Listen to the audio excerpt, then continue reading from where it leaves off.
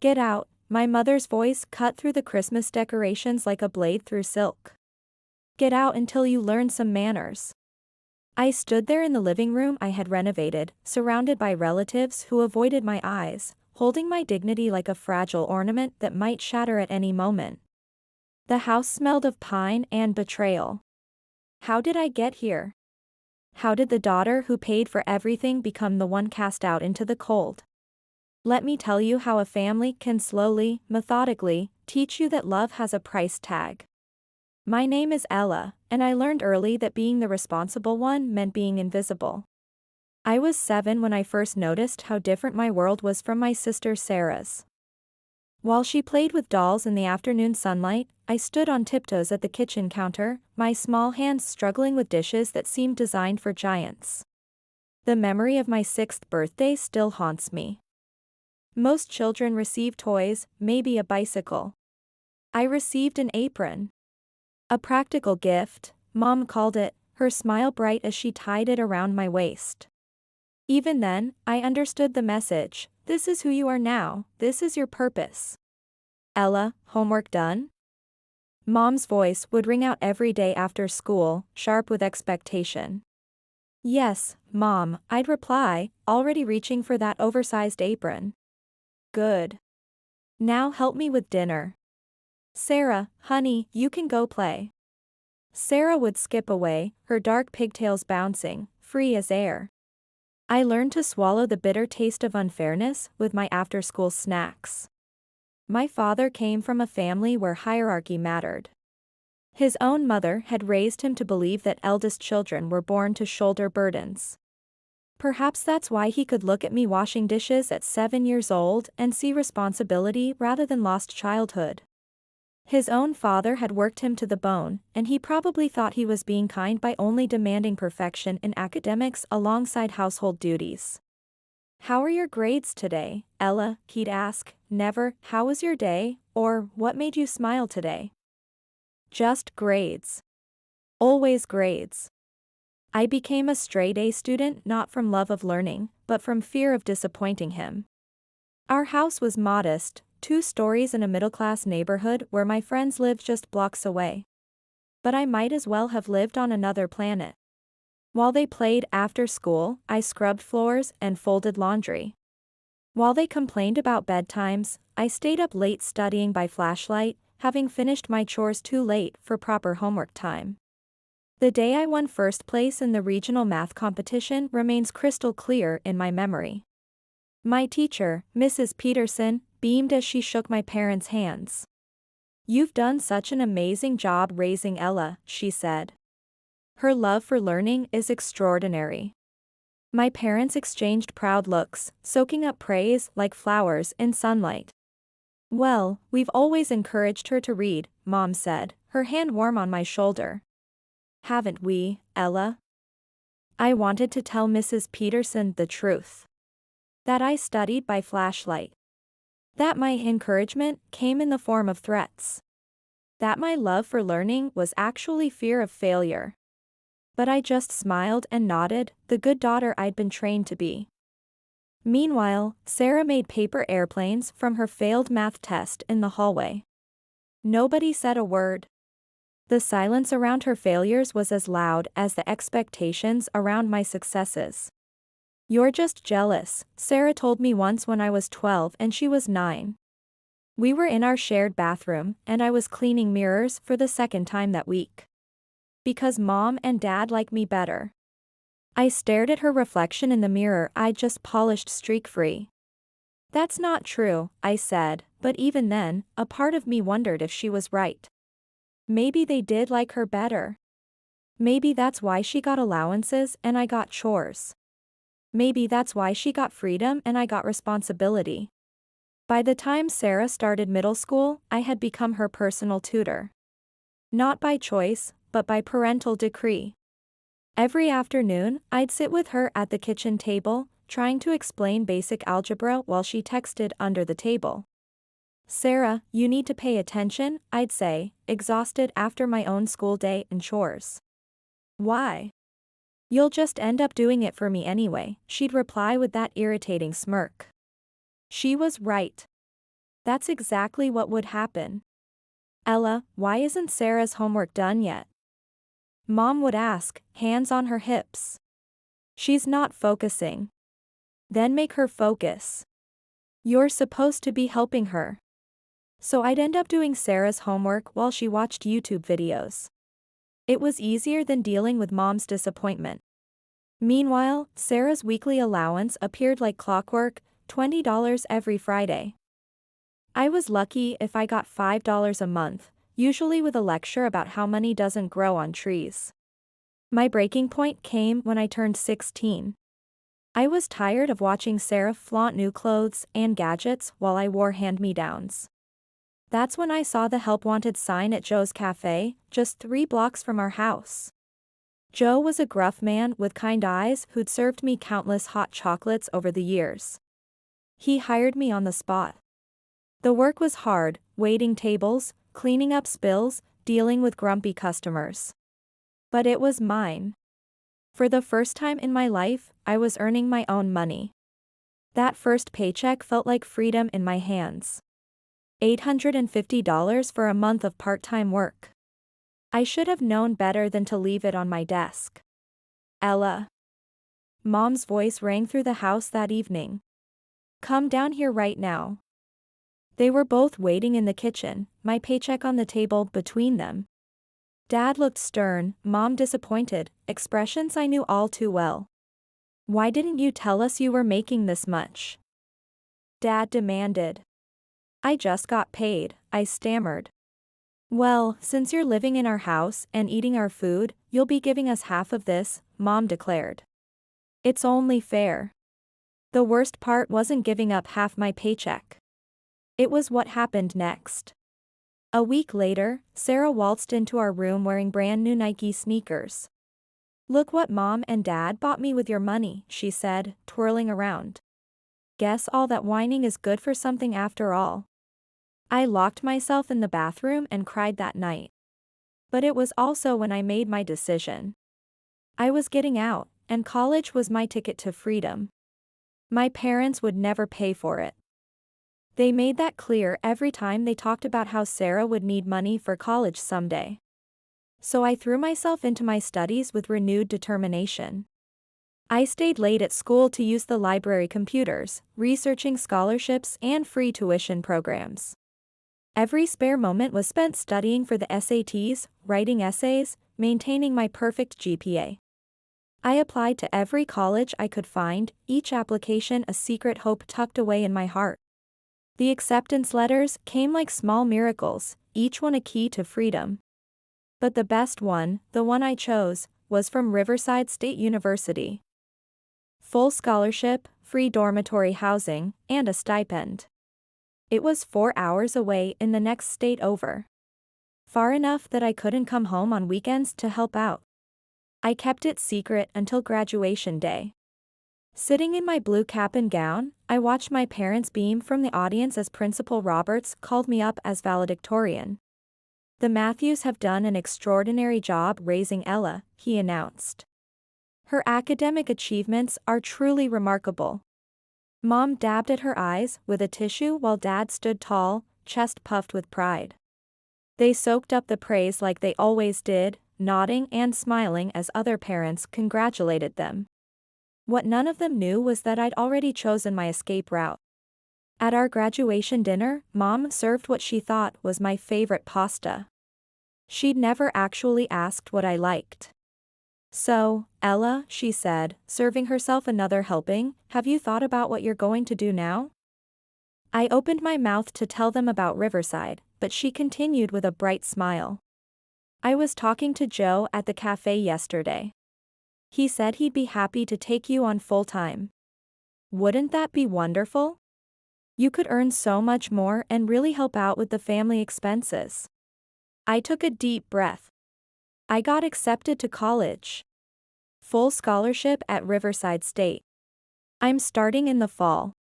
The silence that followed was deafening. Mom's fork clattered against her plate. Dad's face turned an alarming shade of red. College? Mom's voice was sharp. In another state? But what about your family? What about helping your sister? I've been helping my sister my entire life, I said quietly. This is something I need to do for myself. Dad stood up so abruptly his chair scraped against the floor. Without a word, he walked out, slamming the door behind him. Now look what you've done, Mom hissed. Sarah just sat there with a slight smirk, probably already calculating how to get my room. That last summer at home was like living with ghosts. I'd go to work at the cafe, come home, hand over half my paycheck, and retreat to my room. Mom and Dad barely spoke to me, just cold, necessary exchanges about bills or dinner times. When August came, I packed my bags alone. No tearful goodbyes, no family photos on the front porch, no Dad loading up the car. Just me, my 2 suitcases, and a bus ticket to freedom. I'm leaving now, I announced that morning, standing in the kitchen doorway. Mom kept washing dishes, her back to me. Dad rustled his newspaper. Sarah didn't even look up from her phone. Okay, Mom said, like I'd told her I was going to the grocery store. The bus ride to college was 4 hours of pure relief. With each mile, I felt lighter, freer. My dorm room was small but clean, and my roommate Jenny became the sister I'd always wished I had, supportive, kind, interested in my life. I threw myself into my finance classes, loving every minute of learning about investment strategies and market analysis. My professors praised my work ethic, and for once, there was no one around to take credit for it. The rare calls home always followed the same pattern. Sarah's thinking about becoming a model, Mom would say, not asking how I was doing. She's just waiting for the right opportunity, Dad would add, ignoring my attempts to share my achievements.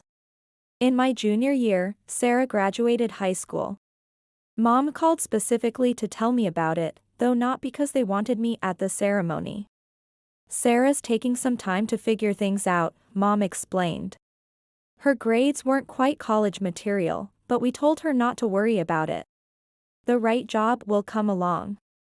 I thought about how they'd pushed me to work at 16, how they'd taken half my earnings, how they'd fought my college dreams. What's she doing in the meantime? I asked. Oh, just exploring her options, Mom said breezily. We don't want her to rush into anything she's not passionate about.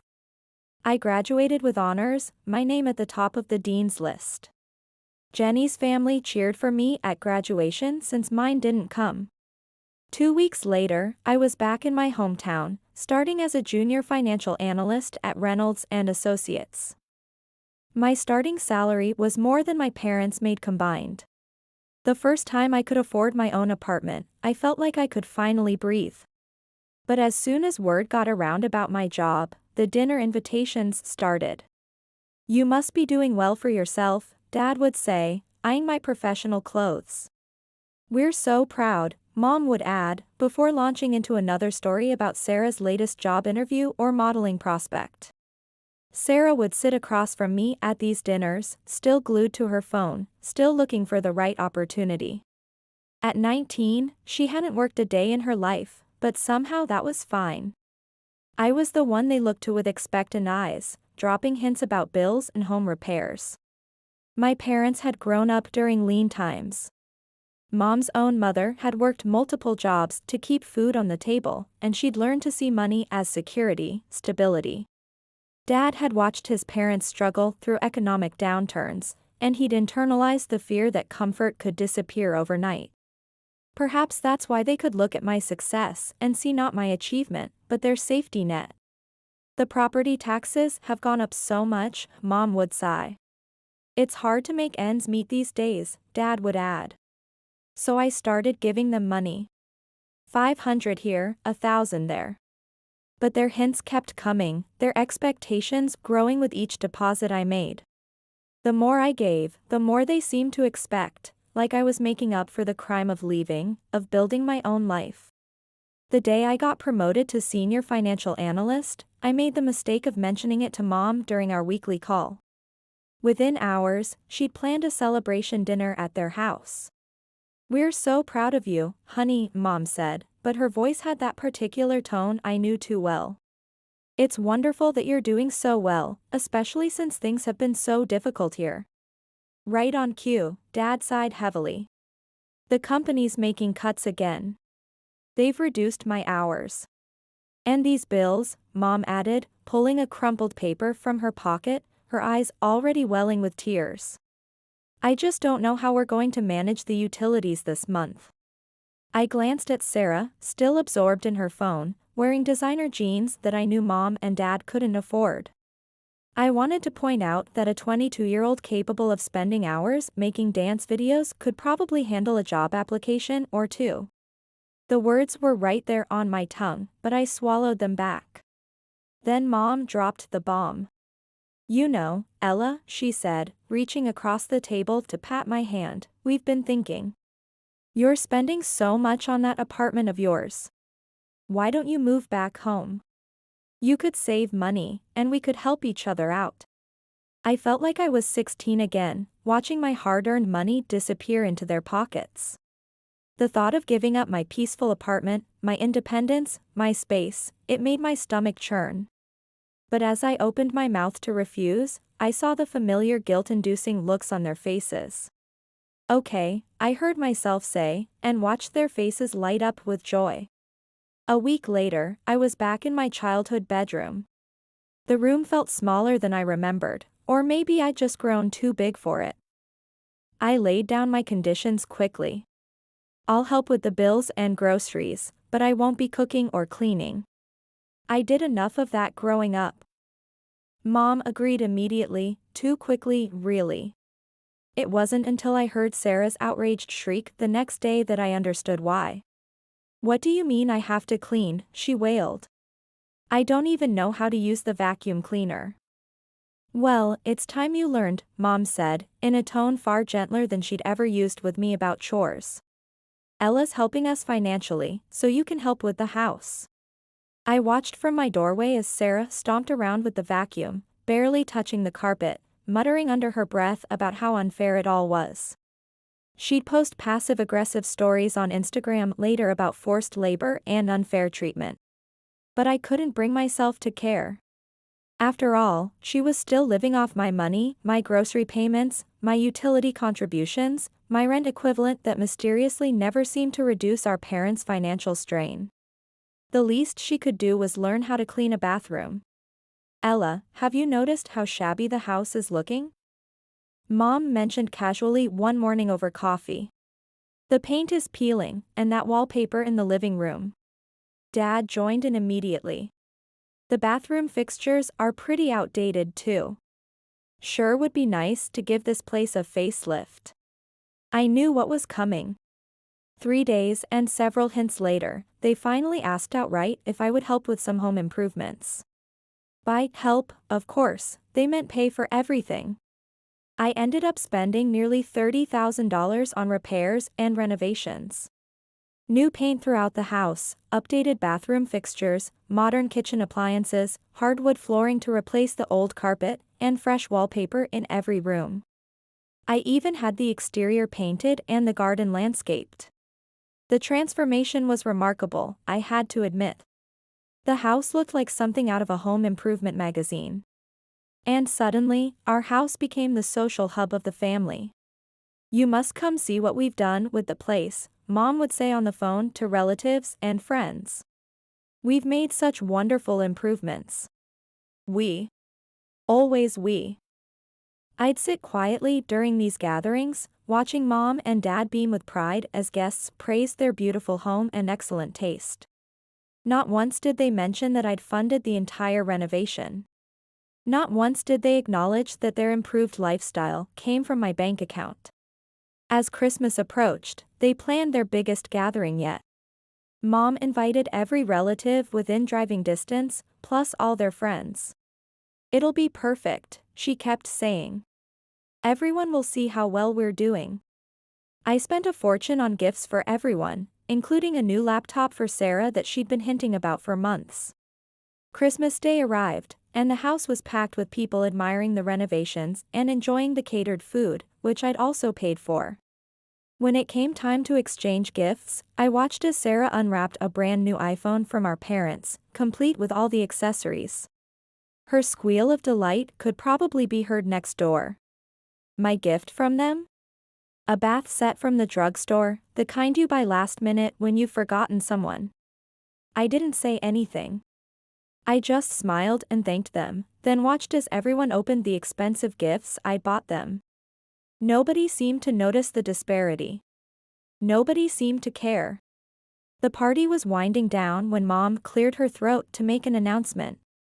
Linda and her kids are staying with us for a few days, she said, gesturing to her friend from out of state. Linda smiled warmly, her 2 teenage children looking tired after the long drive. That's nice, I said, already thinking about how cramped the living room would be with 3 people sleeping there. But Mom wasn't finished. Ella, you'll need to clear your things out of your room. Linda and the kids will be staying there. I stood there in the middle of the living room, still processing what I'd just heard. Linda and her kids shifted uncomfortably, clearly sensing the tension. They can stay in the living room, I suggested, trying to keep my voice level. We can set up the pull-out couch and bring in the air mattress. Don't be ridiculous, Mom snapped. They're guests. We can't make them sleep in the living room. They'll be uncomfortable there. The irony of her concern for their comfort hit me like a slap. And what about my comfort? I asked, feeling heat rise in my cheeks. Did you think about that at all? Dad waved his hand dismissively. Stop making a scene. Just pack your things and move to the living room. It's only for a few days. I looked around at the house I'd renovated, at the Christmas decorations I'd paid for, at the presents I'd bought. Something inside me snapped. Why can't they stay in Sarah's room? The silence that followed was deafening. Sarah's head snapped up from her new iPhone, her mouth hanging open.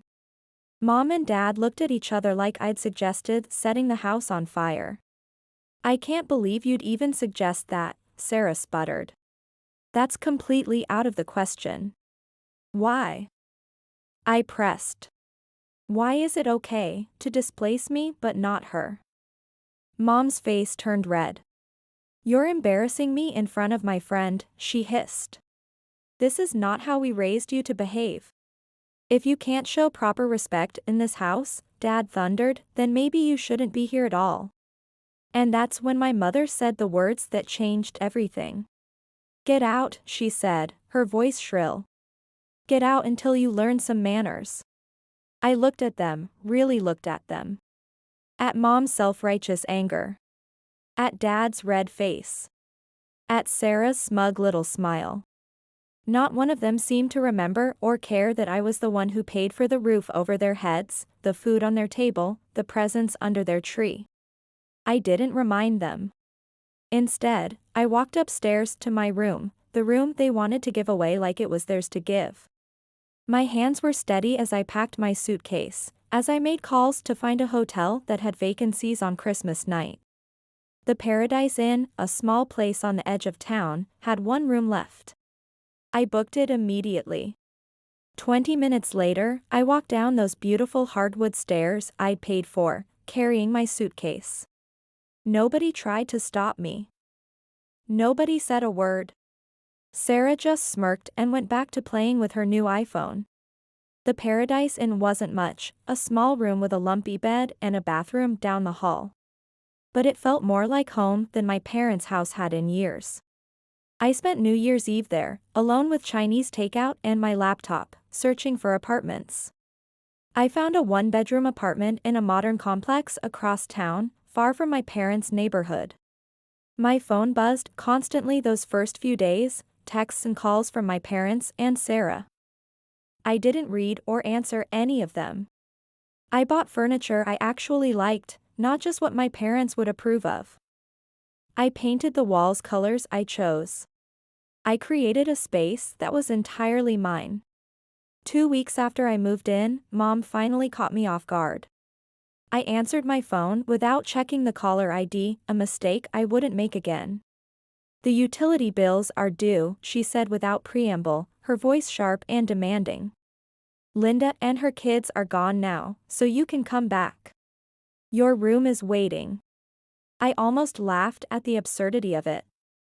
No hello, no apology, just another demand. No, I said quietly. What do you mean, no? She sounded genuinely confused, as if the possibility of my refusal had never occurred to her. I mean no, Mom. I'm not coming back, and I'm not paying your bills anymore. There was a moment of stunned silence, then the explosion I'd been expecting. How dare you, she screeched. After everything we've done for you, this is how you repay us? By abandoning your family when we need you? I let her rant for a moment, listening to the familiar guilt trips and accusations. They didn't touch me anymore. You made it very clear how you really feel about me, I said when she paused for breath. You've shown me that I'm nothing more than a checkbook to you. Well, that checkbook is closed now. Don't call me again unless you're ready to treat me with respect. I hung up before she could respond. The calls and texts intensified after that. Dad left voicemails about family duty. Sarah sent manipulative messages about how she was suffering because of my selfishness. Mom alternated between rage and tearful guilt trips. I blocked them all. Weeks passed, then months. I threw myself into my work, got another promotion, started taking yoga classes. Through mutual friends, I heard about what was happening at my parents' house. They were struggling to pay bills for the first time in years. Sarah had been forced to take a job as a cashier at the local supermarket, the kind of unglamorous work she'd always looked down on. She was apparently terrible at it, constantly calling in sick and complaining about having to stand all day. Mom and Dad were telling anyone who would listen about their ungrateful eldest daughter who had abandoned them in their time of need. They'd spin elaborate tales about all they'd sacrificed for my education, which they hadn't, and how they'd supported my career, which they hadn't, and how I'd betrayed them as soon as I found success. Some people believed them. Let them. The truth was, I'd spent 25 years being the person they wanted me to be, the dutiful daughter, the responsible one, the family ATM. Now it was time to be myself. The funny thing is, I'm actually grateful to them now. Not for the years of manipulation and control, but for that last Christmas night when they pushed too far. Sometimes you need to lose everything to find yourself. And what I found was that I was worth more than they ever taught me to believe.